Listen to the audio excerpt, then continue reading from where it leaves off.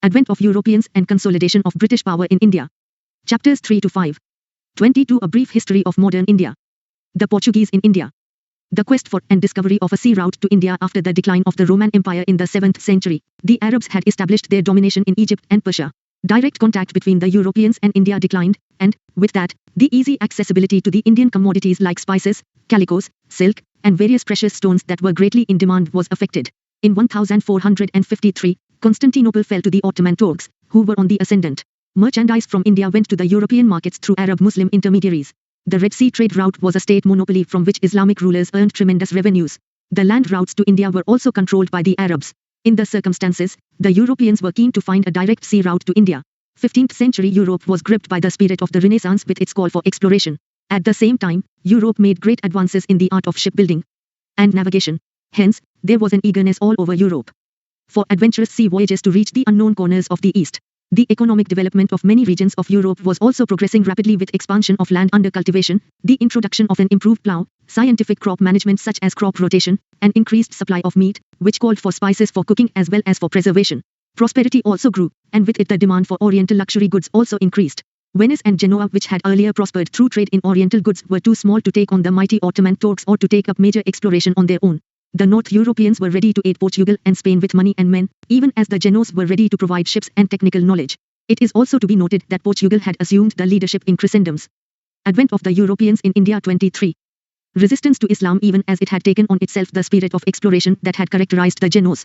Historians have observed that the idea of finding an ocean route to India had become an obsession for Prince Henry of Portugal, who was nicknamed the Navigator. Also, he was keen to find a way to circumvent the Muslim domination of the eastern Mediterranean and all the routes that connected India to Europe.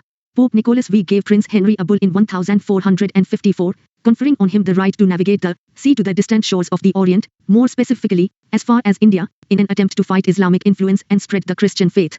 However, Prince Henry died before his dream could become a reality. In 1497, under the Treaty of Tordesillas, 1494, the rulers of Portugal and Spain divided the non-Christian world between them by an imaginary line in the Atlantic, some 1,300 miles west of the Cape Verde Islands.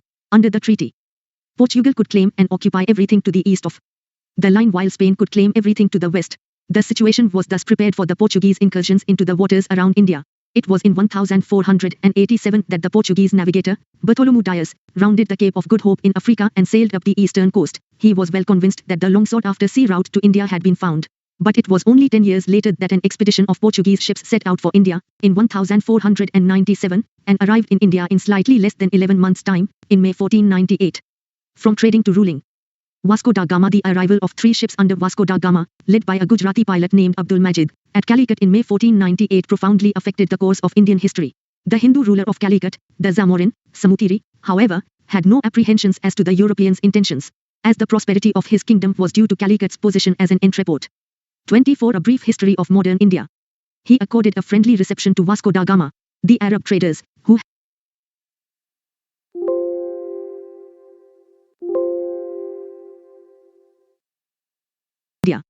He accorded a friendly reception to Vasco da Gama. The Arab traders, who had a good business on the Malabar coast, were apprehensive and were not keen on the Portuguese getting a hold there. For centuries, the trading system in the Indian Ocean had had numerous participants, Indians, Arabs, Africans from the East Coast, Chinese, Javanese, among others, but these participants had acted according to some tacit rules of conduct and none had sought overwhelming dominance, though all were in it for profit.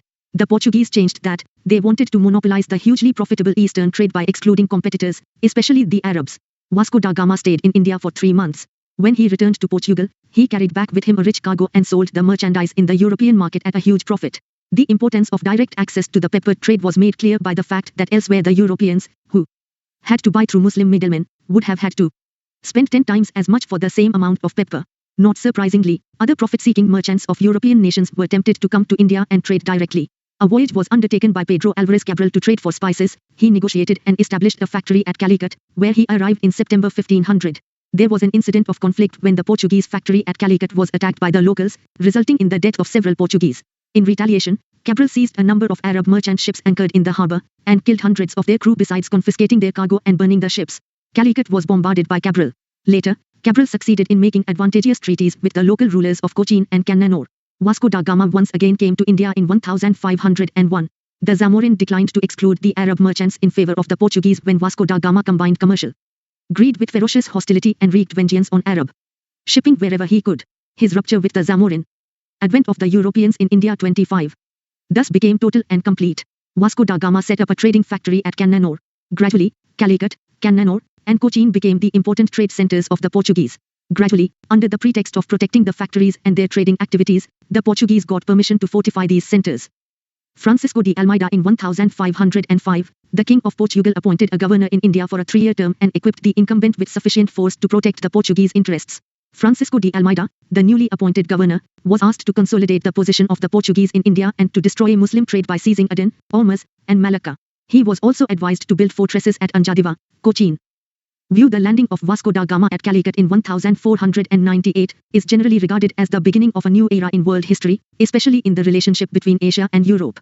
Although Asia and Europe had been in commercial relations with each other since antiquity, the opening of the direct sea relations between the two was not only the fulfillment of an old dream. According to the Greek historian Herodotus, the Phoenicians had rounded Africa in the 6th century BC. It presaged big increase of trade between the two. This, however, was only one of the objectives of the Portuguese. For the Portuguese, the opening of a new sea route to India would give a big blow to the Muslims, the Arabs, and the Turks, who were the traditional enemies of Christianity, and were posing a new threat to Europe by virtue of the growing military and naval power of the Turks. A direct sea link with India would displace the virtual monopoly of the Arabs and Turks over the trade in eastern goods, especially spices. They also vaguely hoped by their exploration of Africa they would be able to link up with the kingdom of the legendary Prester John, also called Presbyter John or John the Elder, believed to have been a Christian ruler of the East and popularized as such in medieval chronicles of the West, and be in a position to attack the Muslims from two sides. Thus, the commercial and religious objectives supported and justified each other. Satish Chandra. 26. A brief history of modern India. Cannanore and Kilwa. What Almeida, however, encountered along with the opposition of the Zamorin, was a threat from the Mameluke Sultan of Egypt. Encouraged by the merchants of Venice, whose lucrative commerce was now at risk due to the Portuguese interference, the Egyptians raised a fleet in the Red Sea to stop the advance of the Portuguese. In 1507, the Portuguese squadron was defeated in a naval battle of Diu by the combined Egyptian and Gujarat navies, and Almeida's son was killed. Next year, Almeida avenged his defeat by totally crushing the two navies. Almeida's vision was to make the Portuguese the master of the Indian Ocean. His policy was known as the Blue Water Policy, Carthage system. Alfonso de Albuquerque, who succeeded Almeida as the Portuguese governor in India, was the real founder of the Portuguese power in the East, a task he completed before his death. He secured for Portugal the strategic control of the Indian Ocean by establishing bases overlooking all the entrances to the sea. There were Portuguese strongholds in East Africa, off the Red Sea, at Ormuz, in Malabar, and at Malacca. The Portuguese, under Albuquerque, bolstered their stranglehold by introducing a permit system for other ships and exercising control over the major shipbuilding centers in the region. The non-availability of timber in the Gulf and Red Sea regions for shipbuilding also helped the Portuguese in their objectives. Albuquerque acquired Goa from the Sultan of Bijapur in 1510 with ease. The principal port of the Sultan of Bijapur became the first bit of Indian territory to be under the Europeans since the time of Alexander the Great. An interesting feature of his rule was the abolition of sati. As long as you may be powerful at sea, you will hold India as yours, and if you do not possess this power, little will avail you a fortress on shore. Francisco de Almeida. Advent of the Europeans in India 27. The Portuguese men who had come on the voyages and stayed back in India were, from Albuquerque's day, encouraged to take local wives. In Goa and the province of the north, they established themselves as village landlords, often building new roads and irrigation works, introducing new crops like tobacco and cashew nut, or better plantation varieties of coconut, besides planting large groves of coconut to meet the need for coir rigging and cordage. In the cities, they settled as artisans and master craftsmen, besides being traders. Most of such Portuguese came to look upon their new settlements, rather than Portugal, as home. Nino da Cunha assumed office of the governor of Portuguese interests in India in November 1529 and almost 1 year later shifted the headquarters of the Portuguese government in India from Cochin to Goa. Bahadur Shah of Gujarat, during his conflict with the Mughal Emperor Humayun, secured help from the Portuguese by ceding to them in 1534 the island of Bussape with its dependencies and revenues. He also promised them a base in Diu. However, Bahadur Shah's relations with the Portuguese became sour when Humayun withdrew from Gujarat in 1536. Since the inhabitants of the town started fighting with the Portuguese, Bahadur Shah wanted to raise a wall of partition. Opposing this, the Portuguese started negotiations, in the course of which the ruler of Gujarat was invited to a Portuguese ship and killed in 1537. Da Cunha also attempted to increase Portuguese influence in Bengal by settling many Portuguese nationals there with Hooghly as their headquarters. Bitter persecution of Muslims was one serious drawback of Albuquerque's policy. This could have been due to his resolve to further the interests of his countrymen by complete extinction of Muslim commercial interests in the East. During his rule, Albuquerque did his best to strengthen the fortifications of Goa and enhance its commercial importance. In order to secure a permanent Portuguese population in India, he encouraged his men to take Indian wives. The Gazetteer of India, Vol. 2. 28. A brief history of modern India. Favorable conditions for Portuguese in India, excepting Gujarat, which was ruled by the powerful Mahmud Bigha, or Bigda, from 1458 to 1511, the northern part was much divided among many small powers. In the Deccan, the Bahmani kingdom was breaking up into smaller kingdoms. None of the powers had a navy worth its name, nor did they think of developing their naval strength. In the Far East, the imperial decree of the Chinese emperor limited the navigational reach of the Chinese ships. As regards the Arab merchants and shipowners who until then dominated the Indian Ocean trade, they had nothing to match the organization and unity of the Portuguese. Moreover, the Portuguese had cannons placed on their ships. Portuguese state the general tendency is to underestimate the Portuguese hold in India. However, the Estado Portugues da India, state of the Portuguese India, was in fact a larger element in Indian history than it is given credit for. Many of the coastal parts of India had come under Portuguese power within 50 years of Vasco da Gama's arrival. The Portuguese had occupied some 60 miles of coast around Goa. On the west coast from Mumbai to Daman and Diu to the approaches to Gujarat, they controlled a narrow tract with 4 important ports and hundreds of towns and villages. In the south, they had under them a chain of seaport fortresses and trading posts like Mangalore, Kannanur, Cochin, and Calicut. And though their power in Malabar was not consolidated, it was enough to ensure influence or control over the local rulers who held the spice-growing land. The Portuguese established further military posts and settlements on the east coast at Santhome, in Chennai, and Nagapattinam, in Tamil Nadu. Towards the end of the 16th century, a wealthy settlement had grown at Hooghly in West Bengal. Envoys and ambassadors were exchanged between Goa and many of the major kingdoms in India of the time. Treaties were signed between Goa and the Deccan Sultans in 1570, which were regularly renewed as long as their kingdoms. Advent of the Europeans in India 29. Lasted. The Portuguese always had a role to play in the successive battles for the balance of power between Vijayanagar and the Deccan Sultans, between the Deccanis and the Mughals, and between the Mughals and the Marathas. Interestingly, the Portuguese, the first Europeans to come to India, were also the last to leave this land. It was 1961 before the government of India recaptured Goa, Daman and Diu from them. Portuguese administration in India. The head of the administration was the viceroy, who served for 3 years, with his secretary and, in later years, a council. Next in importance came the Veda da Fazenda, responsible for revenues and the cargoes and dispatch of fleets. The fortresses, from Africa to China, were under captains, assisted by factors, whose power was increased by the difficulties of communication and was too often used for personal ends. Religious policy of the Portuguese. The Moors were the bitter enemies of the Portuguese in North Africa. So were the Arabs.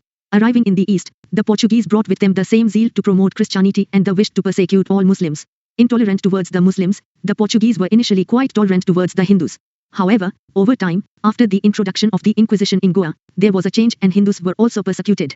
But, in spite of this intolerant behavior, the Jesuits made a good impression at the court of Akbar, mainly due to the Mughal emperor's interest in questions of theology. In September 1579, Akbar forwarded a letter to the authorities at Goa, requesting them to send 2 learned priests. The church authorities in Goa eagerly accepted the invitation, seeing in it a chance to convert the emperor to Christianity, and with him his court and the people.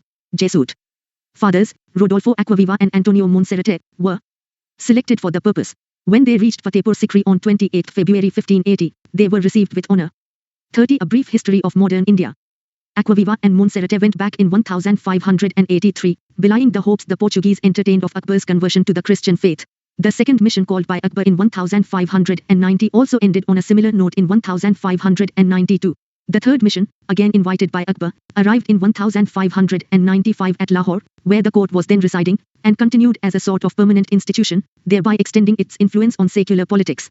Fathers Jerome Xavier and Emmanuel Pinheiro were the leaders of the mission, and their letters from the court became very widely known for the information they provided on the later part of Akbar's reign.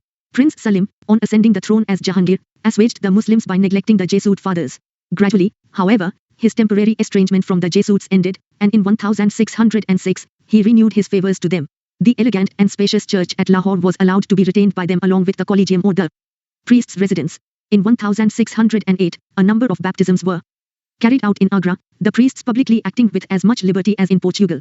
Jahangir's conduct was such that the Jesuit priests became hopeful of bringing him within the Christian fold. However, these hopes were belied. Moreover, arrogant actions on the part of the Portuguese viceroys created a rift with the Mughal emperor. Portuguese lose favor with the Mughals in 1608. Captain William Hawkins with his ship Hector reached Surat. He brought with him a letter from James I, King of England, to the Mughal court of Jahangir, requesting permission to do business in India. Father Pinheiro and the Portuguese authorities did their best to prevent Hawkins from reaching the Mughal court, but they did not succeed. Jahangir accepted the gifts Hawkins brought for him and gave Hawkins a very favorable reception in 1609.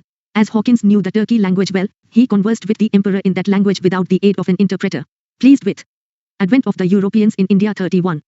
Hawkins, Jahangir appointed him as a mansabdar of 400 at a salary of 30,000 rupees. Apparently, he never received it. Hawkins was also married to the daughter of an Armenian Christian named Mubarak Shah, Mubarakesh. The grant of trading facilities to the English offended the Portuguese. However, after negotiations, a truce was established between the Portuguese and the Mughal emperor. The Portuguese stopped the English ships from entering the port of Surat. A baffled Hawkins left the Mughal court in 1611, unable to counter the Portuguese intrigues or check the vacillating Mughal policies. However, in November 1612, the English ship Dragon under Captain Best along with a little ship, the Osiander, successfully fought a Portuguese fleet. Jahangir, who had no navy worth its name, learned of the English success and was greatly impressed. The Portuguese acts of piracy also resulted in conflict with the imperial Mughal government. In 1613, the Portuguese offended Jahangir by capturing Mughal ships, imprisoning many Muslims, and plundering the cargoes. An enraged Jahangir ordered Mukarrab Khan, who was then in charge of Surat, to obtain compensation. However, it was during the reign of Shah Jahan that the advantages which the Portuguese enjoyed in the Mughal court were lost forever. Also lost were the hopes of converting the royal family and Mughal India to Christianity, a hope that the Portuguese held because of the welcome accorded to them and their religion by Akbar and Jahangir. Capture of Hooghly on the basis of an imperial firman circa 1579, the Portuguese had settled down on a river bank which was a short distance from Satgao in Bengal to carry on their trading activities. Over the years, they strengthened their position by constructing big buildings which led to the migration of the trade from Satgao to the new port known as Hooghly. They monopolized the manufacture of salt, built a custom house of their own, and started enforcing strictly the levy of duty on tobacco, which had become an important article of trade since its introduction at the beginning of the 17th century. 32. A brief history of modern India. The Portuguese not only made money as traders but also started a cruel slave trade by purchasing or seizing Hindu and Muslim children, whom they brought up as Christians. In the course of their nefarious activities, they seized 2 slave girls of Mumtaz Mahal. On 24 June 1632, the Mughal siege of Hooghly began, ending in its capture 3 months later. Shah Jahan ordered the Bengal governor Qasim Khan to take action against the Portuguese. The siege of Hooghly finally led to the Portuguese fleeing. The Mughals suffered a loss of 1,000 men, but also took 400 prisoners to Agra.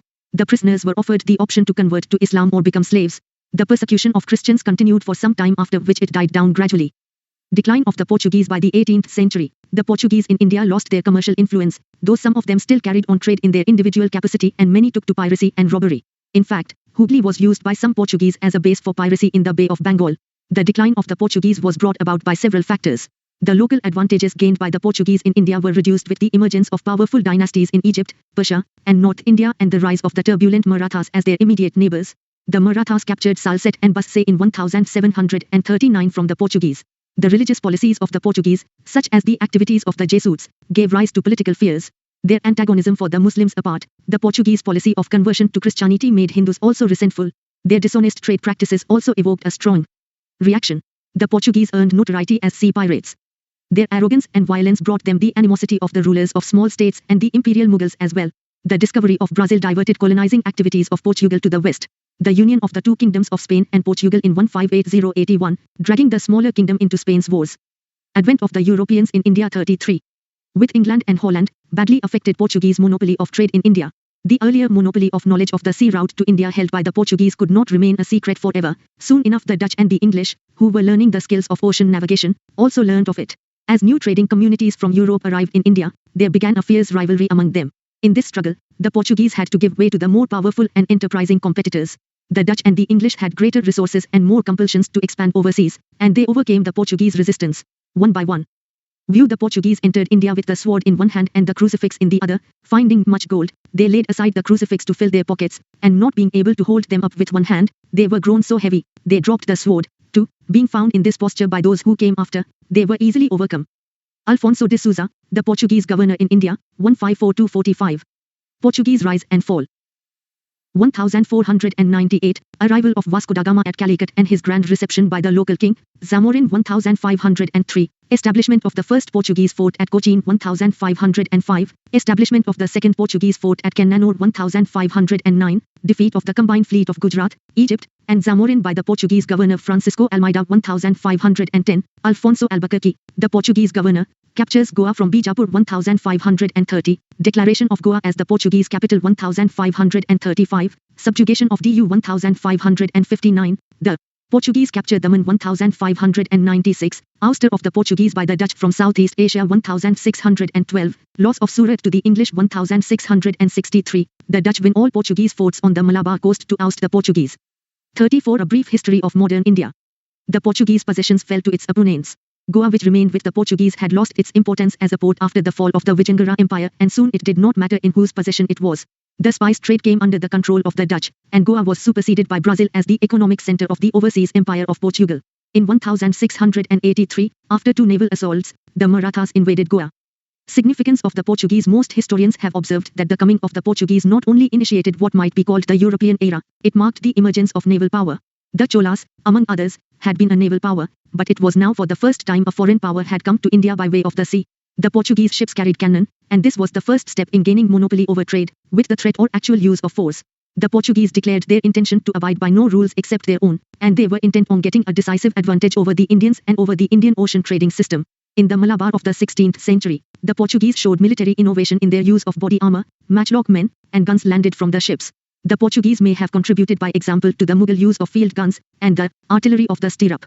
However, an important military contribution made by the Portuguese onshore was the system of drilling groups of infantry, on the Spanish model, introduced in the 1630s as a counter to Dutch pressure. The practice was adopted first by the French and English, and later taken up by the Marathas and Sikhs, and such armies of sepoys became new tools of empire in India. The Portuguese were masters of improved techniques at sea. Their multi-decked ships were heavily constructed, designed as they were to ride out Atlantic gales rather than run before the regular monsoons. This permitted them to carry a heavier armament. Their use of castled prow and stern was a noteworthy method by which to repel or launch boarding. Advent of the Europeans in India. 35 parties. Indian builders adapted both to their own use. However, the Portuguese skill at organization, as in the creation of royal arsenals and dockyards and the maintenance of a regular system of pilots and mapping and pitting state forces against private merchant shipping, was even more noteworthy. The Mughals and Marathas may certainly have learned from the Portuguese, but the more certain heirs of this knowledge were other Europeans, especially the Dutch and English, in Asia. In India, the memory of religious persecution and cruelty detracts from the other contributions made by the Portuguese in the cultural field. However, it cannot be forgotten that the missionaries and the church were also teachers and patrons in India of the arts of the painter, carver, and sculptor. As in music, they were the interpreters, not just of Portuguese, but of European art to India. The art of the silversmith and goldsmith flourished in Goa, and the place became a center of elaborate filigree work, fretted foliage work, and metal work embedding jewels. However, though the interior of churches built under the Portuguese have plenty of woodwork and sculpture and sometimes painted ceilings, they are generally simple in their architectural plan. The Dutch commercial enterprise led the Dutch to undertake voyages to the east. Cornelis de Hoytman was the first Dutchman to reach Sumatra and Bantam in 1596. In 1602, the States General of the Netherlands amalgamated many trading companies into the East India Company of the Netherlands. This company was also empowered to carry on war, to conclude treaties, to take possession of territory, and to erect fortresses. Dutch settlements. After their arrival in India, the Dutch founded their first factory in Masulipatam, in Andhra, in 1605. They went on to establish trading centers in different parts of India and thus 36. A brief history of modern India became a threat to the Portuguese. They captured Nagpatam near Madras, Chennai, from the Portuguese and made it their main stronghold in South India. The Dutch established factories on the Coromandel coast, in Gujarat, Uttar Pradesh, Bengal, and Bihar. In 1609, they opened a factory in Pulicat, north of Madras. Their other principal factories in India were at Surat, 1616, Bimlipatham, 1641, Karaikal, 1645, Chinsura, 1653, Banagar, Kasim Bazar, near Murshidabad, Balasore, Patna, Nagpatam, 1658, and Cochin, 1663. Participating in the redistributive or carrying trade, they took to the islands of the Far East various articles and merchandise from India. They carried indigo manufactured in the Yamuna Valley and central India, textiles and silk from Bengal, Gujarat and the Coromandel, saltpetre from Bihar, and opium and rice from the Ganga Valley. Anglo-Dutch rivalry. The English were also at this time rising to prominence in the eastern trade, and this posed a serious challenge to the commercial interests of the Dutch. Commercial rivalry soon turned into bloody warfare. The climax of the enmity between the Dutch and the English in the east was reached at Ambona, a place in present-day Indonesia, which the Dutch had captured from the Portuguese in 1605, where they massacred 10 Englishmen and 9 Japanese in 1623.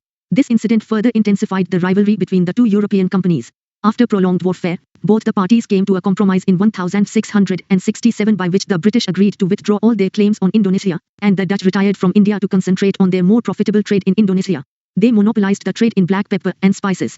The most important Indian commodities the Dutch traded in were silk, cotton, indigo, rice, and opium. Decline of the Dutch in India. The Dutch got drawn into the trade of the Malay archipelago. Further, in the Third Anglo-Dutch War, 1672-74. Advent of the Europeans in India. 37. Communications between Surat and the new English settlement of Bombay got cut, due to which 3 homebound English ships were captured in the Bay of Bengal by the Dutch forces. The retaliation by the English resulted in the defeat of the Dutch in the Battle of Hooghly, November 1759, which dealt a crushing blow to Dutch ambitions in India. The Dutch were not much interested in empire building in India, their concerns were trade. In any case, their main commercial interest lay in the Spice Islands of Indonesia, from where they earned a huge profit through business. The English charter of Queen Elizabeth I Francis Drake's voyage around the world in 1580 and the English victory over the Spanish Armada in 1588 generated a new sense of enterprise in the British, encouraging sailors to venture out to the east. As the knowledge grew of the high profits earned by the Portuguese in eastern trade, English traders too wanted a share. So, in 1599, a group of English merchants calling themselves the Merchant Adventurers formed a company. On 31st December 1600, Queen Elizabeth I issued a charter with rights of exclusive trading to the company named the Governor and Company of Merchants of London, trading into the East Indies. Initially, a monopoly of 15 years was granted, which in May view the Dutch rivalry with the English, during the 17th century, was more bitter than that of the Portuguese. The policy of the Dutch in the East was influenced by 2 motives. One was to take revenge on Catholic Spain, the foe of their independence, and her ally Portugal, and the other was to colonize and establish settlements in the East Indies with a view to monopolizing commerce in that region. They gained their first object by the gradual decline of Portuguese influence. The realization of their second object brought them into bitter competition with the English. R.C. Majumdar, H.C. Rai Chaudhuri and K. Datta in An Advanced History of India. 38. A Brief History of Modern India. 1609 was extended indefinitely by a fresh charter. As the Dutch were already concentrating more on the East Indies, the English turned to India in search of textiles and other commodities of trade. Progress of the English Company. Foothold in West and South. Captain Hawkins arrived in the court of Jahangir in April 1609 itself. But the mission to establish a factory at Surat did not succeed due to opposition from the Portuguese, and Hawkins left Agra in November 1611. In 1611, the English had started trading at Masulipatam on the southeastern coast of India and later established a factory there in 1616. It was in 1612 that Captain Thomas Best defeated the Portuguese in the Sea of Surat, and impressed Jahangir granted permission to the English in early 1613 to establish a factory at Surat under Thomas Aldworth. In 1615, Sir Thomas Roe came as an accredited ambassador of James I to the court of Jahangir, staying on there till February 1619. Though he was unsuccessful in concluding a commercial treaty with the Mughal emperor, he was able to secure a number of privileges, including permission to set up factories at Agra, Ahmedabad, and Broach. The English company did not have a smooth progress. It had to contend with the Portuguese and the Dutch in the beginning. But the changing situation helped them and turned things in their favor. Bombay had been gifted to King Charles II by the King of Portugal as dowry when Charles married the Portuguese Princess Catherine in 1662. Bombay was given over to the East India Company on an annual payment of £10 only in 1668. Later, Bombay was made the headquarters by shifting the seat of the Western Presidency from Surat to Bombay in 1687. So, there was tacit peace between the English and the Portuguese now. There was also an Anglo-Dutch compromise as mentioned earlier, by which the Dutch agreed not to interfere with the English company's trade in India. Thus, the English were rid of 2 arch-rivals in India. Advent of the Europeans in India. 39. The English company's position was improved by the Golden Firman, issued to them by the Sultan of Golconda in 1632. On a payment of 500 pagodas a year, they earned the privilege of trading freely in the ports of Golconda. A member of the Masulipatam Council, the British merchant Francis Day in 1639 received from the ruler of Chandragiri permission to build a fortified factory at Madras, which later became the Fort Street George and replaced Masulipatam as the headquarters of the English settlements in South India. Thereafter, the English extended their trading activities to the east and started factories at Hariharpur in the Mahandir Delta and at Balasore, in Odisha, in 1633. Foothold in Bengal. Bengal was then a large and rich province in India, advanced in trade and commerce. Commercial and political control over Bengal naturally appeared an attractive proposition to the profit-seeking English merchants. Bengal was also an important province of the Mughal Empire. Shah Shuja, the Sabadar, or governor, of Bengal in 1651, allowed the English to trade in Bengal in return for an annual payment of 3,000 rupees, in lieu of all duties. Factories in Bengal were started at Hooghly, 1651, and other places like Kasim Bajar, Patna, and Rajmahal. Nevertheless, despite the privileges of the firmans, the company's business was now and then obstructed by customs officers in the local checkposts who asked for payment of tolls. In pursuance of its changed policy, the company wanted to have a fortified settlement at Hooghly so that force could be used if necessary. William Hedges, the first agent and governor of the company in Bengal, appealed to Shasta Khan, the Mughal governor of Bengal in August 1682, for redressal of the grievance. As nothing came out of the appeal, hostilities broke out between the English and the Mughals. 4 years later, Hooghly was sacked by the Imperial Mughals in October 1686. The English retaliated by capturing the imperial forts at Thana, modern Garden Reach, raiding Hidley in East Midnapur and storming the Mughal fortifications at 40. A brief history of modern India. Balasore. However, the English were forced to leave Hooghly and were sent to an unhealthy location at the mouth of river Ganga. After the Mughal raid on Hooghly, Job Charnock, a company agent, started negotiations with the Mughals so as to return to a place called Sukarnuti. Charnock signed a treaty with the Mughals in February 1690 and returned to Sukarnuti in August 1690. Thus, an English factory was established on 10 February 1691, the day an imperial firman was issued, permitting the English to continue contentedly their trade in Bengal, on payment of 3,000 rupees a year in lieu of all dues. A Zemindar in Bardhaman district, Shobha Singh, rebelled, subsequently giving the English the pretext they were looking for, to fortify their settlement at Sukarnuti in 1696. In 1698, the English succeeded in getting the permission to buy the zemindari of the three villages of Sukarnuti, Gobindapur, and Kalighat, from their owners on payment of rupees 1,200. The fortified settlement was named Fort William in the year 1700, when it also became the seat of the Eastern Presidency, Calcutta, with Sir Charles Eyre as its first president. Firuzsiar's firmans in 1715, an English mission led by John Sulman to the court of the Mughal Emperor Firuzsiar secured three famous firmans, giving the company many valuable privileges in Bengal, Gujarat and Hyderabad. The firmans thus obtained were regarded the Magna Carta of the company. Their important terms were: in Bengal, the company's imports and exports were exempted from additional customs duties excepting the annual payment of 3,000 rupees as settled earlier. The company was permitted to issue dastaks, passes, for the transportation of such goods. The company was permitted to rent more lands around Calcutta. In Hyderabad, the company retained its existing advent of the Europeans in India 41. Privilege of freedom from duties in trade and had to pay the prevailing rent only for Madras. In Surat, for an annual payment of 10,000 rupees. The East India Company was exempted from the levy of all duties. It was decreed that the coins of the company minted at Bombay were to have currency throughout the Mughal Empire. Apparently, the English East India Company managed to earn a number of trading concessions in Bengal from the Mughal authority by means of flattery and diplomacy. But the English had to vanquish the French before they. Formative years of the East India Company. 1600, the East India Company is established. 1609, William Hawkins arrives at Jahangir's court. 1611, Captain Middleton obtains the permission of the Mughal governor of Surat to trade there. 1613, a permanent factory of East India Company is established at Surat. 1615, Sir Thomas Roe, the ambassador of King James I, arrives at Jahangir's court. By 1618, the ambassador succeeds in obtaining two firmans, one each from the Emperor and Prince Khurram, confirming free trade with exemption from inland tolls. 1616, the company establishes its first factory in the south in Masulipatam. 1632, the company gets the golden firman from the Sultan of Golconda, ensuring safety and prosperity of their trade. 1633, the company establishes its first factory in East India in Hariharpur, Balasore, Odisha. 1639, the company gets the lease of Madras from a local king. 1651, the company is given permission to trade at Hooghly, Bengal. 1662, the British king, Charles II, is given Bombay as dowry for marrying a Portuguese princess, Catherine of Braganza. 1667, Aurangzeb gives the English a firman for trade in Bengal. 1691, the company gets the imperial order to continue their trade in Bengal in lieu of payment of 3,000 rupees a year. 1717, the Mughal Emperor Firuzsiar issues a firman, called Magna Carta of the company, giving the company a large number of trade concessions. 42. A brief history of modern India. Could be rid of competitors and establish their complete sway over India. Merging of two English companies after the English Revolution of 1688, the Whigs, with their enhanced influence, opposed the monopoly of the East India Company. Thus, a rival company was formed which deputed Sir William Norris as its ambassador to the court of Aurangzeb, January 1701 April 1702, to gain trading privileges for itself. The new company, however, proved a failure.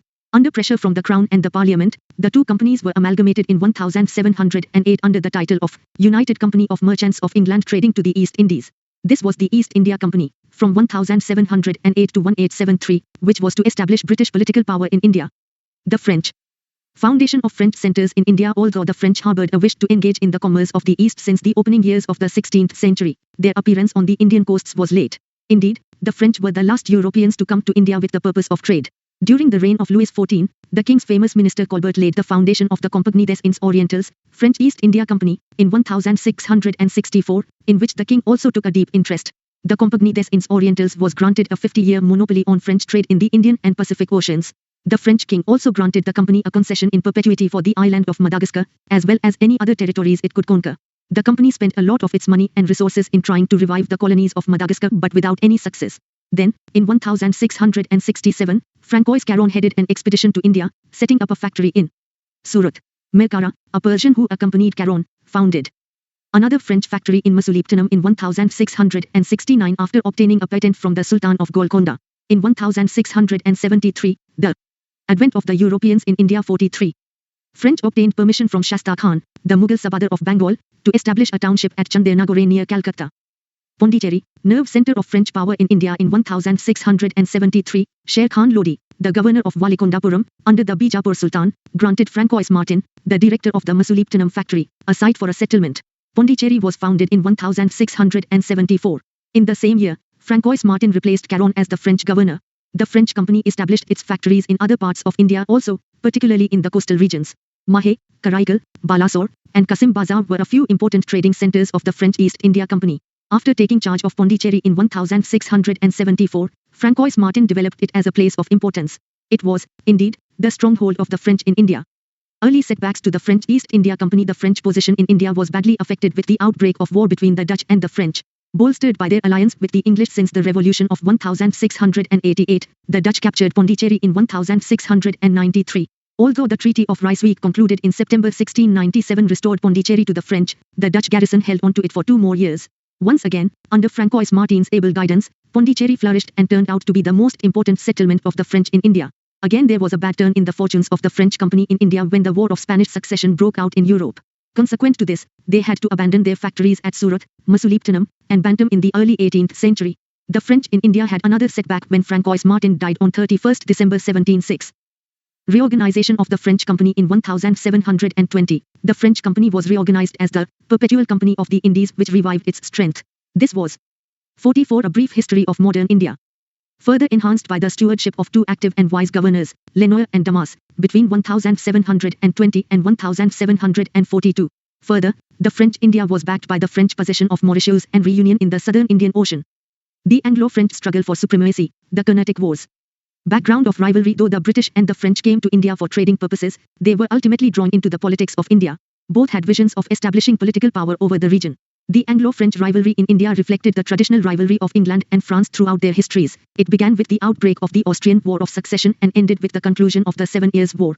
Specifically in India, the rivalry, in the form of 3 Carnatic Wars, decided once for all that the English and not the French were to become masters of India. In 1740, the political situation in South India was uncertain and confused. Nizam Asaf Jah of Hyderabad was old and fully engaged in battling the Marathas in the western Deccan while his subordinates were speculating upon the consequences of his death. To the south of his kingdom lay the Coromandel coast without any strong ruler to maintain a balance of power. Instead, there was the remnant of the old Vijayanagar Empire in interior Mysore, Cochin, and Travancore on the Malabar coast, and in the east the small states of Madura, Madurai, Tanjore, Tanjavur, and Trichinopoly, Tiruchirappalli.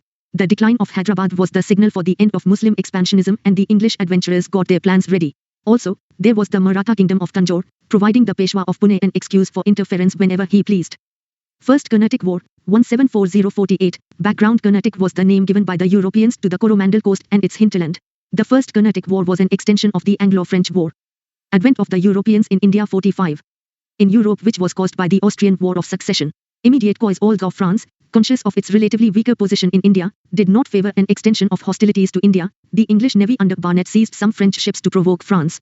France retaliated by seizing Madras in 1746 with the help of the fleet from Mauritius, the Isle of France, under Admiral La Bourdonnais, the French governor of Mauritius. Thus began the First Carnatic War. Result. The First Carnatic War ended in 1748 when the Treaty of Aix-la-Chapelle was signed, bringing the Austrian War of Succession to a conclusion. Under the terms of this treaty, Madras was handed back to the English, and the French, in turn, got their territories in North America. Significance. The First Carnatic War is remembered for the Battle of St. Thome, in Madras, fought between the French forces and the forces of Anwaruddin, the Nawab of Carnatic, to whom the English appealed for help. A small French army under Captain Paradise defeated the strong Indian army under Mahfuz Khan at St. Thome on the banks of the river Adyar. This was an eye-opener for the Europeans in India. It revealed that even a small disciplined army could easily defeat a much larger Indian army. Further, this war adequately brought out the importance of naval force in the Anglo-French conflict in the Deccan. Second Carnatic War, 1749-54. Background. The background for the Second Carnatic War was provided by rivalry in India. Dupleix, the French governor who had successfully led the French forces in the First Carnatic War, sought to increase his power and French political influence in southern India by interfering in local dynastic disputes to defeat the English. Immediate cause: the opportunity was provided by the death of Nizam-ul-Mulk, the founder of the independent kingdom of Hyderabad, in 1748, and the release of Chanda Sahib, the son-in-law of Dost Ali, the Nawab of Carnatic. 46. A brief history of modern India. By the Marathas in the same year, the accession of Nasir Jung, the son of the Nizam, to the throne of Hyderabad was opposed by Muzaffar Jung, the grandson of the Nizam, who laid claim to the throne, saying that the Mughal emperor had appointed him as the governor of Hyderabad. In the Carnatic, the appointment of Anwaruddin Khan as the Nawab was resented by Chanda Sahib. The French supported the claims of Muzaffar Jung and Chanda Sahib in the Deccan and Carnatic, respectively, while the English sided with Nasir Jung and Anwaruddin. Course of the war: the combined armies of Muzaffar Jung, Chanda Sahib, and the French defeated and killed Anwaruddin at the Battle of Ambur, near Vellore, in 1749. Muzaffar Jung became the Subadar of Deccan, and Dupleix was appointed governor of all the Mughal territories to the south of the river Krishna. A French army under Bassi was stationed at Hyderabad to secure French interests there. Territories near Pondicherry and also some areas on the Orissa coast, including Masulipatam, were ceded to the French. Having failed to provide effective assistance to Muhammad Ali at Trichinopoli, Robert Clive, then an agent, factor, of the English company, put forward the proposal for a diversionary attack on the governor of Madras, Saunders. He suggested a sudden raid on Erkot, the capital of the Carnatic, so as to relieve the pressure on Trichinopoli. He reasoned that in such an event Chanda Sahib would rush to save his capital. Thus, in August 1751, with only a force of 210 men, Robert Clive attacked and captured Erkot. As expected, Chanda Sahib hastened to his capital, taking a force of 4,000 men from Trichinopoli, but failed to get back the fort even after a siege of 53 days, from September 23 to November 14. Now Mysore, Tanjore, and the Maratha chief, Morari Rao, came to the aid of Trichinopoli, and of Clive and Stringer Lawrence. Trichinopoli was first relieved of its siege, while General Law of France with Chanda Sahib remained cooped up in the island of Srirangam. They were forced to surrender in June 1752 when Muhammad Ali executed Chanda Sahib, the British failing to interfere. Advent of the Europeans in India. 47. Rise and fall of Dupleix in India. Joseph Francis Dupleix, born in 1697, was the son of a wealthy farmer general of taxes and director general of the Company of the Indies. He got a high post at Pondicherry in 1720, allegedly on the basis of influence of his father. At Pondicherry, he made a lot of money by private trade, which was then permitted to servants of the French company. In December 1726, he was suspended owing to drastic change in the constitution of the French company and some confusions arising out of that. In 1730, Dupleix won his case, and was appointed as governor of Chandenagore as compensation. In 1741, he was appointed as the Director General of French colonies in India. Later, he was conferred the title of Nawab by the Mughal Emperor and the Subadar of Deccan, Muzaffar Jung. According to historians, Dupleix possessed qualities of an administrator, a diplomat, and a leader besides having political insight with a broad vision. Dupleix in the role of administrator. In 1741, Dupleix became the Governor General of Pondicherry. He found Pondicherry facing several problems: Maratha invasion, famine, uncultivated land, and chaotic conditions in the Carnatic. Apart from these, the directors of the company sought a drastic cut in expenditure of the French East India Company, owing to the priority given to the French colonies in North America. So, Dupleix reduced public expenditure, despite opposition from his council, and balanced income and expenditure, coupled with a cut on salaries of officers. However, he decided to disobey the directors on the matter of fortification of settlements. He enhanced the defenses of Pondicherry, even spending a large sum from his personal wealth. He made Pondicherry the emporium of commerce in South India by taking practical steps to develop the trade of the colony. Later, the directors of the company praised Dupleix for taking the right decisions, even in contradiction of the directors. Dupleix as a master of diplomacy. The analysis of the first two Carnatic wars proves the diplomacy of Dupleix as a leader who visualized the path of the European conquest of India. Dupleix used the Nawab of Carnatic to forbid the English from waging war in his territories so that the French settlements at Pondicherry could be protected till the French forces acquired enough strength. In return, the Nawab was promised Madras after the English got defeated. But Dupleix, using his diplomacy, did 48. A brief history of modern India. Not give Madras to the Nawab and even defeated him at St. Thome, 1746. Dupleix convinced Admiral La Bourdonnais to break promises made to the English, citing examples from history that promises made under certain circumstances were never binding. Further, he said that since the position of the Governor-General was superior to that of the Commander of Navy, the compact entered into between the latter and the English was ultra-vires. Thus, he was able to convince his subordinate to do what was considered unethical in general terms, but best suited for one's nation. Dupleix was the first European to interfere in the internal politics of the Indian rulers. He supported Muzaffar Jung for Hyderabad and Chanda Sahib for Carnatic, and his candidates emerged successful and, in return, gave great concessions to Dupleix. Dupleix was, in fact, the originator of the practice of subsidiary alliance in India. He placed a French army at Hyderabad at the expense of the Subadar. Why Dupleix failed in India? Dupleix was recalled in 1754 due to the initial defeat of the French army in the Second Carnatic War and the heavy cost incurred by the company due to Dupleix's political decisions. Many historians have called the recall of Dupleix by the directors as a blunder, a result of a compromise between France and England over issues in America. However, there were some weaknesses in Dupleix also, which can be put in brief as follows. Dupleix suffered from an oversanguine temperament. He hoped too often for too long, thus losing the advantage in critical situations. 2. The peers of Dupleix did not like his autocratic behavior and on many occasions quarreled with him on this matter. 3. Dupleix was not a man of action. He planned a campaign, directed his lieutenants, but never led an army in the battlefield like Lawrence or Clive. The French failed to capture Trichinopoli, 1752-53, because the schemes thought out by Dupleix could not be turned into action by his commanders. Result: the French authorities, annoyed at the heavy financial losses that Dupleix's policy involved, decided to recall him in 1754. Godeheu succeeded Dupleix as the French Governor-General in India. Godeheu adopted a policy of negotiations with the English and concluded a treaty with them.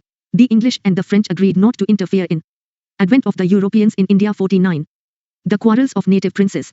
Also, each party was left in possession of the territories actually occupied by them at the time of the treaty. According to historians, the fear of serious repercussions in America prompted the French to suspend hostilities in India.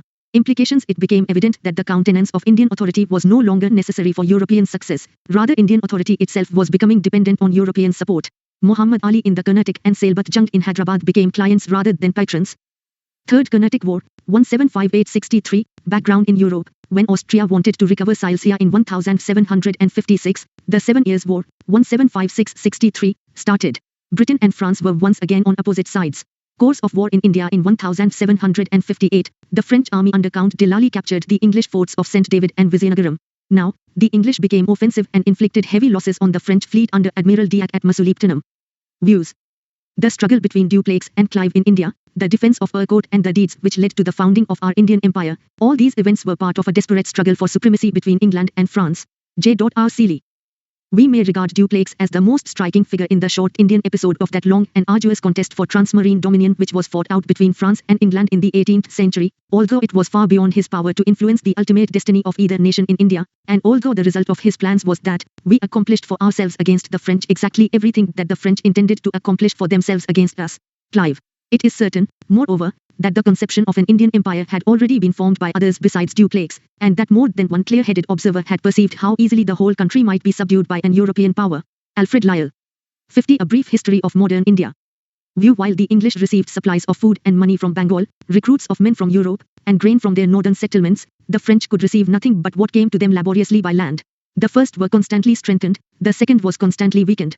And this enabled Coode to establish his military superiority over Lally in the field and to hame him within the walls of Pondicherry. H. Dodwell, The Cambridge History of India, Vol. V. Battle of Wandivosh. The decisive battle of the Third Carnatic War was won by the English on 22 January 1760 at Wandivosh, or Wandavasi, in Tamil Nadu. General Eyre of the English totally routed the French army under Count Thomas Arthur de Lally and took Bussy as prisoner. Pondicherry was gallantly defended by Lally for 8 months before he surrendered on 16 January 1761. With the loss of Jimji and Mahe, the French power in India was reduced to its lowest. Lally, after being taken as prisoner of war at London, returned to France where he was imprisoned and executed in 1766. Result and significance: the Third Carnatic War proved decisive. Although the Treaty of Peace of Paris, 1763, restored to the French their factories in India, the French political influence disappeared after the war. Thereafter, the French, like their Portuguese and Dutch counterparts in India, confined themselves to their small enclaves and to commerce. The English became the supreme European power in the Indian subcontinent, since the Dutch had already been defeated in the Battle of Bidara in 1759. The Battle of Plassey, in 1757, is usually regarded by historians as the decisive event that brought about ultimate British rule over India. However, one cannot quite ignore the view that the true turning point for control of the subcontinent was the victory of British forces over the French forces at Wandivosh in 1760. The victory at Wandivosh left the English East India Company with no European rival in India. Advent of the Europeans in India. 51. Thus, they were ready to take over the rule of the entire country. Significantly, in the Battle of Wandivosh, natives served in both the armies as sepoys. It makes one think, irrespective of which side won, there was an inevitability about the fall of India to European invaders. There was a lack of sensitivity to geopolitics of the day as well as a lack of foresight on the part of native rulers. Causes for the English success and the French failure: the English company was a private enterprise. This created a sense of enthusiasm and self-confidence among the people. With less governmental control over it, this company could take instant decisions when needed without waiting for the approval of the government. The French company, on the other hand, was a state concern. It was controlled and regulated by the French government and was hemmed in by government policies and delays in decision-making. The English navy was superior to the French navy. It helped to cut off the vital sea link between the French possessions in India and France. The English held three important places, namely, Calcutta, Bombay, and Madras, whereas the French had only Pondicherry. The French subordinated their commercial interest to territorial ambition, which made the French company short of funds. In spite of their imperialistic motives, the British never neglected their commercial interests. So, they always had the funds and the consequent sound financial condition to help them significantly in the wars against their rivals. A major factor in the success of the English in India was the superiority of the commanders in the British camp. In comparison to the long list of leaders on the English side, Sir Eyre, Major Stringer Lawrence, Robert Clive, and many others, there was only Dupleix on the French side. 52. A brief history of modern India. About the goods in trade initially. There are accounts by various European travelers and traders about the activities in port towns such as Surat which give details of the intricate steps that went into the creation of fabrics collectively called Indian. Great demand was there for cotton long cloth, usually 35 to 50 m in length, Salampurs, staple cotton cloth, and Moors, superior quality cotton cloth. Other much desired fabrics were the painted cloths and prints, the silks, and the dyes. These textiles were not just in demand in Europe but also in other parts of Asia. Indians had traded in textiles for centuries before the Europeans arrived. In China, Japan, and the Indonesian archipelago, Indian cotton was popular for its lightweight, yet strong qualities. When the Dutch, English, and French acquired materials from India, it was not only for their home countries, but for transport to Malacca or Java, for example, where they were traded for spices. By the 18th century, the French had colored patterned handkerchiefs, specially woven for particular island markets, which proved a successful entrepreneurial effort. A corollary to the trade in textiles and spices was the trade in slaves. It is generally considered that slave trade concerned Europe, Africa, and the Americas, the New World, but this ignores the fact that trade between Europe and Asia also helped to sustain slavery. French ships took European goods to Asia, where they acquired cowrie shells and Indian textiles that were highly valued in West Africa. Traders exchanged these goods in Africa for slaves, who were sent to the colonies of France in the Americas. The circle was completed, says the Yale Center for the Study of Globalization, when sugar and other goods from the Americas were loaded on board and shipped back to France. When the French East India Company started trading in India, they entered an already well-established, complex economic system. An intricate network of production, negotiation, delivery, and distribution. Large commercial fleets as well as prosperous shore-based businesses were run by Indian merchants. Weavers and merchants worked with overland freight operators and brokers, who worked with exporters and ship owners. These agents had also to negotiate with local state officials for commercial privileges. The European traders had to learn well-established rules and practices and successfully collaborate with indigenous envoys. The factories of all the European trading groups were to be found in practically the same places. At the peak of the Indian trade, the demand for Indian goods exceeded the supply by weavers and other artisans, even so there was no serious rivalry initially. Advent of the Europeans in India 53. The Danes. The Danish East India Company was established in 1616, and in 1620, they founded a factory at Tranquebar near Tanjore, on the eastern coast of India. Their principal settlement was at Serampore near Calcutta. The Danish factories, which were not important at any time, were sold to the British government in 1845. The Danes are better known for their missionary activities than for commerce. Why the English succeeded against other European powers. Of all the European nations who came as traders to India after new sea routes were discovered, England emerged as the most powerful and successful by the end of the 18th century. The major factors which can be attributed for the success of the English against other European powers, Portugal, the Netherlands, France, and Denmark, in the world in general and in India in particular were as follows. Structure and nature of the trading companies. The English East India Company, formed through amalgamation of several rival companies at home, was controlled by a board of directors whose members were elected annually. The shareholders of the company exercised considerable influence, as the votes could be bought and sold through purchase of shares. The trading companies of France and Portugal were largely owned by the state, and their nature was in many ways feudalistic. But as the three companies, the Dutch, the English, and the French, grew more competitive, the English, better funded and better conversant in local business practices and customs, were able to expand their factory outposts to larger industrial towns under their jurisdiction. Gradually, these commercial strongholds turned into political enclaves, ultimately enabling the English to expand and consolidate their power and control all over India. 54. A brief history of modern India. In the French company, the monarch had more than 60% share and its directors were nominated by the monarch from the shareholders who were supposed to carry out the decisions of two high commissioners appointed by the government. The shareholders took very little interest in promoting the prosperity of the company, because the state guaranteed a dividend to the shareholders. The lack of public interest could be inferred from the fact that between 1725 and 1765, there was no meeting of the shareholders and the company was simply managed as a department of the state. Naval superiority. The Royal Navy of Britain was not only the largest, it was the most advanced of its times. The victory against the Spanish Armada and against the French at Trafalgar had put the Royal Navy at the peak of the European naval forces. In India too, the British were able to defeat the Portuguese and the French due to strong and fast movement of the naval ships. The English learned from the Portuguese the importance of an efficient navy and improved their own fleet technologically. Industrial Revolution. The Industrial Revolution started in England in the early 18th century, with the invention of new machines like the spinning jenny, steam engine, the power loom, and several others. These machines greatly improved production in the fields of textiles, metallurgy, steam power, and agriculture. The Industrial Revolution reached other European nations late, and this helped England to maintain its hegemony. Military skill and discipline. The British soldiers were a disciplined lot and well-trained. The British commanders were strategists who tried new tactics in warfare. Technological developments equipped the military well. All this combined to enable smaller groups of English fighters defeat larger armies. Stable government. With the exception of the Glorious Revolution of 1688, Britain witnessed stable government with efficient monarchs. Advent of the Europeans in India 55.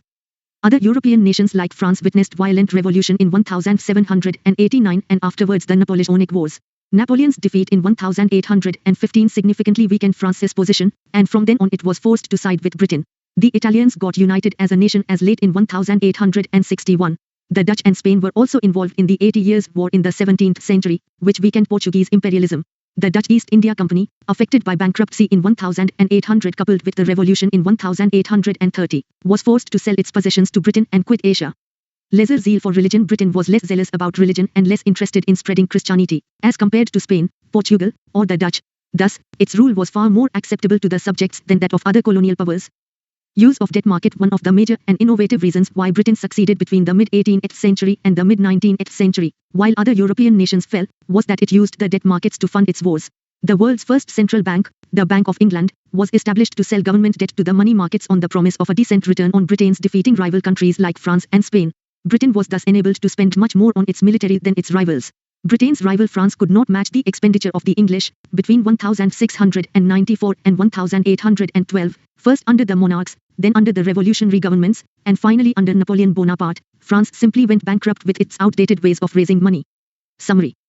Why a sea route to India? I. Spirit of Renaissance in the 15th century Europe. 2. European economy growing rapidly, leading to prosperity and demand for luxury goods, increase in the supply of meat requiring spices for preservation. 56. A brief history of modern India. 3. Capture of Constantinople in 1453, and Syria and Egypt later by the Ottoman Turks calling for a new route to reach India without dealing with Arabs and Turks. 4. Venice and Genoa too small to stand up to the Turks. Spain and Portugal aided with money and men by the North Europeans and by ships and technical knowledge by the Genoese. 6. The Portuguese the pioneers, followed by the Dutch, English, Danes, and the French respectively to reach India. The Portuguese Vasco da Gama discovered sea route to India in 1498. Vasco's second visit in 1502 led to the establishment of trading stations at Calicut, Cochin, and Cannanore. Francisco de Almeida, 150509, first governor, initiated the Blue Water Policy, Carthage system. Alfonso de Albuquerque, 1509-1515, considered to be the founder of the Portuguese power in India, captured Goa from Bijapur, persecuted Muslims, captured Bhatkal from Sri Krishna Deva Rai, 1510, of Vijayanagar, and initiated the policy of marrying with the natives of India and banned the practice of sati in his area of influence. Nino da Cunha, 1529-38, shifted the capital from Cochin to Goa in 1530. In his rule, Du and Basse came under the Portuguese occupation from Gujarat King Bahadur Shah. Bahadur Shah got killed in 1537 at Du while negotiating with the Portuguese.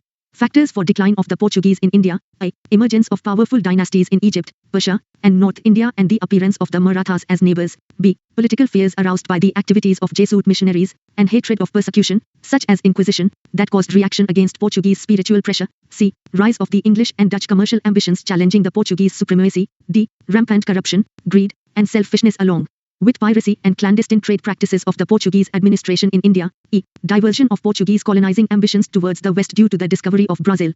The Dutch. I. The United East India Company of the Netherlands. Westgate Oost-Indische Compagnie, formed in March. Advent of the Europeans in India 57. 1602 by the Charter of Dutch Parliament, had the powers to wage wars, make treaty, and build forts. 2. Dutch factories in India. Masulipatam, 1605, Pulicat, 1610, Surat, 1616, Bimlipatham, 1641, Karikal, 1645, Chinsurah, 1653, Kasimbajar, Banagore, Patna, Balasore, Nagpatam, 1658, and Cochin, 1663, 3. Decline in India, the defeat of the Dutch in the Anglo-Dutch rivalry and the shifting of Dutch attention towards the Malay archipelago. 4. Battle of Bidara, 1759. The English defeated the Dutch. The English factors for foundation Drake's voyage round the world. An English victory over the mighty Spanish Armada leading to great ambitions. Formation. English East India Company was formed on 31st December 1600 by the charter issued by Queen Elizabeth I, which gave the company monopoly to trade in the East Indies for 15 years. Settlements in India. I, with Captain Thomas Best's victory over the Portuguese, 1612, the English established their first factory at Surat, 1613. Subsequently, Sir Thomas Roe secured permission from Jahangir to establish factories at Agra, Ahmedabad, and Broach. 2. Bombay came under the control of the company, with Charles II, who received it as a part of the Portuguese dowry, leasing it out to the English company for an annual rent of £10. 3. Madras with the Fort Street. George replaced Masulipatam as the English headquarters on the east coast, when the former was given by the Chandragiri chief to the English in 1639. 4. The city of Calcutta grew from the development of 3 villages Sultanuti, Gobindapur, and Kalikata secured from the Mughal governor of Bengal. The fortified settlement was named Fort William, 1700, and it became the seat of British power in India till 1911. Firuz Siar's firmans in 1717, the Mughal Emperor Firuz Siar's firmans, called Magna Carta of the East India Company, gave significant privileges to the company in Bengal, Gujarat, and Hyderabad. Merger of companies in 1635, a rival company named Cotin. 58. A brief history of modern India. Association later called the Asada Company, formed by Sir William Cotin, was given license to trade by Charles I. In 1657, both the companies merged. In 1698, another rival company emerged. In 1702, the rivalry between the old and the new company came to an end, but their final amalgamation took place in 1708 under the title, The United Company of Merchants of England Trading to the East Indies, after the arbitration of the Earl of Godolphin. This company ruled in India till 1858. The French Foundation in 1664, Colbert, a minister of Louis XIV, laid the foundations of Compagnie des Indes Orientales. Settlements in India. Pondicherry, developed as headquarters, was granted to Francois Martin, the director of Masulipatam factory, by Valikondapuram Governor Sher Khan Lodi in 1673. Finally incorporated into the Indian Union in 1954. Anglo-French rivalry in India. The Anglo-French rivalry in India coincided with the wars between the English and French in Europe. Causes for protection and expansion of commercial interests. Political developments in southern India and Europe provided pretexts to contest their claims, which culminated in 3 Carnatic Wars. First Carnatic War, 1740-48, it was an extension of the Anglo-French rivalry in Europe and ended in 1748 with the Treaty of Aix-la-Chapelle. Second Carnatic War, 1749-54, although inconclusive, it undermined the French power in South India vis-à-vis the English. Third Carnatic War, 1758-63, a decisive war, known for the Battle of Vandivash, 1760-61. An echo of the Anglo-French struggle in Europe by the Treaty of Paris, 1763, the French were allowed to use Indian settlements for commercial purposes only and fortification of settlements were banned. Causes of the French failure: inadequate military and financial support, France's involvement in Europe, ill-managed policy of Imperial France, lack of commercial incentive to the French company, sound commercial base of the English company. Chapter 4. India on the eve of British conquest. The first